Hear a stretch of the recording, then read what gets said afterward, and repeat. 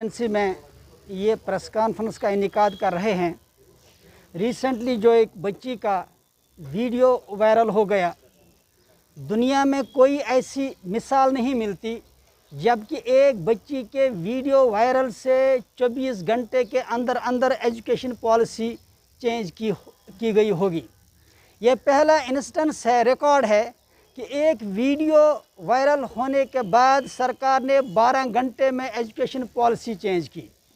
सरकार को शायद ये मालूम नहीं कि एजुकेशन पॉलिसी महज एक वीडियो वायरल होने से चेंज नहीं होती है। इसके पीछे पूरे लॉजिक होते हैं, पूरे रीज़न होते हैं। इन हालात में जबकि इस वक्त एक एजुकेशनल एमरजेंसी है, ये जो स्कूल फैसले लेते हैं ये इंटरनेशनल नेशनल ट्रेंड्स को देखते हुए एक्सपर्ट्स उसमें इन्वॉल्व होते हैं। उसमें सिर्फ इंडिया के एक्सपर्ट्स नहीं, इसमें कैम्ब्रिज, ऑक्सफोर्ड, हार्वर्ड और दुनिया के जो अच्छे अच्छे बेस्ट प्रैक्टिस के माहिर जो होते हैं, एक्सपर्ट्स जो होते हैं, उनके मशवरों से पॉलिसीज़ तय होती हैं। फिर यहाँ जो बहुत सारी बॉडीज़ हैं जो इस पर काम करती हैं। चूँकि इस वक्त सारे के सारे स्कूल एक ही प्लेटफार्म है। यहाँ मैं आपकी वसासत से ये बात कहना चाहूँगा कि सरकार ने अपने बयान में कहा कि हमने स्टेक होल्डर्स को ऑन बोर्ड लिया। The fact is that no stakeholder was taken on board.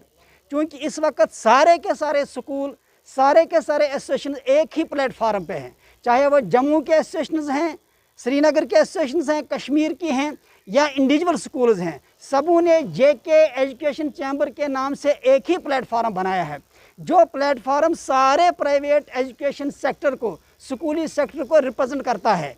लेकिन अफसोस कि सरकार ने हमें ऑन बोर्ड नहीं लिया।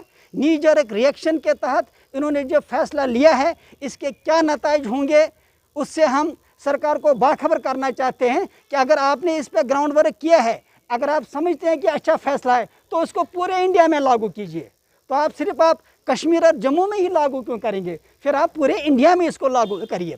सिंपल सी बात थी। सरकार ने सिलेबस कम नहीं किया, सिलेबस जूं का तूं कायम है। और एब्रप्टली जब उन्होंने स्क्रीन टाइम का बहाना बनाते हुए ये ऑर्डर इन्होंने पास किया, तो मुझे बताइए खुदारा क्या लॉजिक है, क्या रीज़न है कि जब हमारे बच्चे पूरी तरह से सिलेबस को कंप्लीट नहीं कर पाएंगे, हाउ दे विल कंप्लीट। एक बात।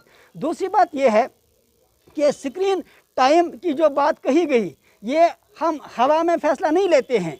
ये एज जो होती है, इस एज में सिट एंड स्टडी बड़ा इंपॉर्टेंट मामला होता है। बच्चे का हैबिट डेवलप करना होता है कि वो पढ़ाई करे। सिट एंड स्टडी इसी वजह से होता है। कैच देम यंग जो फ्रेज़ है वो किस लिए है? वो इसी वजह से होता है कि ये एज स्पेसिफिक ग्रेड कंपेटिबिलिटी के हिसाब से टाइमिंग होती है।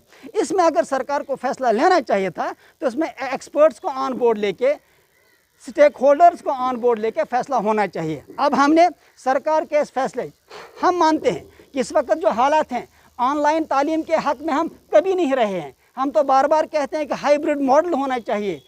कम्युनिटी बेस्ड स्कूलिंग के साथ साथ पूरे रिसोर्स को पूल अप करके और उसके साथ एक यूनिफॉर्म सिस्टम बना के इस पूरे तालीमी निज़ाम को ट्रैक पर रखा जाए। इसी वजह से हमने बाकायदा तौर पे एक्सपर्ट्स का पैनल फ्रेम किया है, जिसमें नामी गिरामी एक्सपर्ट होंगे, चाइल्ड एक्सपर्ट होंगे, एजुकेशनल एक्सपर्ट होंगे, और उसके साथ पेरेंट्स और दीगर माहिरीन को उस बोर्ड में रखा जा रहा है। और उसके साथ हम बाकायदा फीडबैक ले रहे हैं। फीडबैक ऑनलाइन होगा और जो फीडबैक होगा हम उसी हिसाब से चलेंगे। क्योंकि मसला ये है, सरकार का एक ऑर्डर यहाँ के 25 लाख बच्चों के फ्यूचर को डायरेक्ट हम नहीं होने देंगे।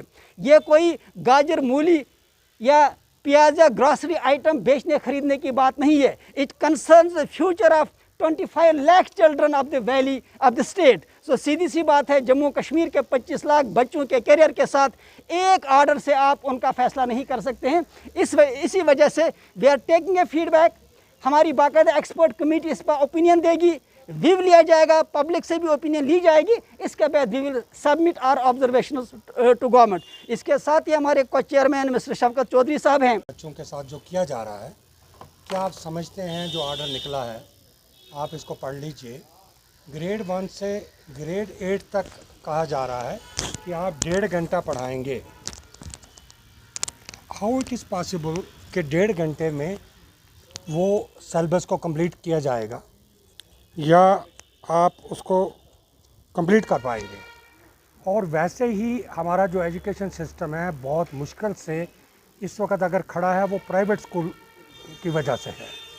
और प्राइवेट स्कूल ही आपने देखा कि वो बच्चों को किस तरीके से पढ़ाते हैं। अगर हम नॉर्मल में जाएंगे तो एक बच्चा 6 घंटे स्कूल में गुजारता था, सुबह 9 बजे से 3 बजे तक। अगर हम 1 घंटा उसके लंच का और गेम वगैरह का निकालें तो 5 घंटे पढ़ाई करने के बाद 1.5 घंटा उसका गाड़ी में खर्च होता था। और उसके बाद भी पेरेंट उसको शाम को भेजते थे ट्यूशन पे। आप अगर एक इतनी हालात ख़राब हो के स्कूल एक ने कोशिश की और बच्चों को पढ़ाया जा रहा है, आप मुझे बताइए कि किसी पेरेंट्स को ऑन बोर्ड नहीं लिया गया। पेरेंट्स से कल से हमें फ़ोन कर रहे हैं, उनके मैसेज आ रहे हैं कि आप हमारे बच्चों के साथ मुस्तकबिल के साथ खेलना चाह रहे हैं, आप इनको क्यों नहीं पढ़ाएंगे। आप बच्चा घर में है, उसके पास कोई एक्टिविटीज़ नहीं है, वो वैसे गेम नहीं कर पाता, आप क्या उसको पढ़ाने का पर भी बंदिश लगाएंगे। और जैसे वार साहब ने कहा कि अगर ये इतना अच्छा सिस्टम है तो ये फिर पूरी दुनिया में होना चाहिए था। और फिर अगर ये मोदी साहब को एड्रेस किया गया है तो फिर मोदी साहब तो पूरे मुल्क के प्राइम मिनिस्टर हैं, फिर ये पूरे मुल्क में नाफिज हो जाना चाहिए था। इसलिए ये किसी सूरत में बर्दाश्त नहीं किया जाएगा कि हमारे बच्चे जो ऑलरेडी अगर देखा जाए तो इस वक्त नेशनल लेवल पे भी वो कुछ पीछे हैं। अब ये अलग बात है कि हमारे बच्चे काबिल हैं तो वो इसमें मुकाबला कर पाते हैं, लेकिन मुझे लगता है कि एक साजिश है कि अपने कश्मीर JNK के बच्चों को पीछे कर दिया जाए इस पेंडेमिक में जो पढ़ाई हो रही है। मुझे लगता है गवर्नमेंट को ये जल्दबाजी में लिया गया फ़ैसला। हमारी रिक्वेस्ट है हमारे चैम्बर की तरफ से, हमारे पेरेंट्स की तरफ से। आप देखिएगा हम आपको सारे स्कूलों के जो पेरेंट्स हैं उनका आपको पूरा डाटा भेजेंगे कि वो हमें क्या बता रहे हैं।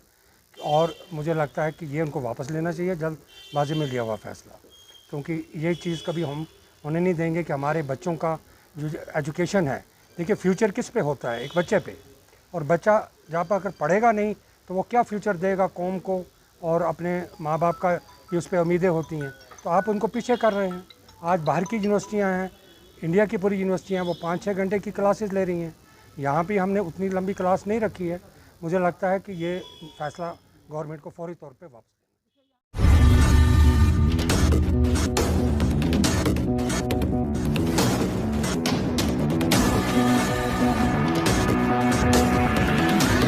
INS. Extremely fearless journalism.